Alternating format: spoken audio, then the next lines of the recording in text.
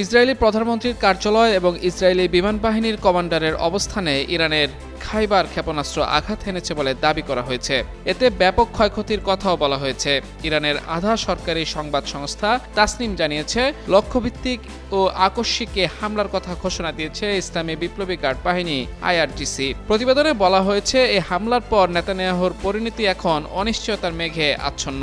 Israeli প্রধানমন্ত্রীর কার্যালয়ে ইরানের হামলা নিয়ে তাসনিম নিউজ এজেন্সির প্রতিবেদনের শিরোনাম এটি। তবে ইসরায়েলি প্রশাসনের পক্ষ থেকে এ বিষয়ে এখনো কোনো মন্তব্য করা হয়নি।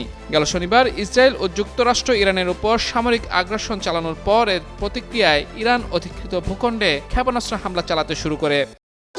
ভবিষ্যৎ হোক নিরাপদ, বিনিয়োগ হোক বিশ্বস্ত, আর আমার পছন্দ সল্ট বে। ওয়েলকাম টু সল্ট বে।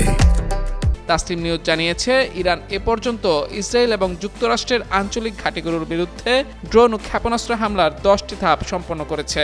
এদিকে হামলার জেরে ইরান পাল্টা আঘাত হিসেবে বাহরাইন, কাতার, সংযুক্ত আরব আমিরাত এবং সৌদি আরবে অবস্থিত মার্কিন সামরিক ঘাঁটি ও গুরুত্বপূর্ণ স্থাপনায় ড্রোন ও ক্ষেপণাস্ত্র হামলা চালিয়েছে। অন্যদিকে লেবাননের সশস্ত্র গোষ্ঠী হিজবুল্লাহ ইরানের প্রতিশোধ হিসেবে উত্তর ইসরায়েলে বড় ধরনের রকেট ও ড্রোন হামলা শুরু করেছে।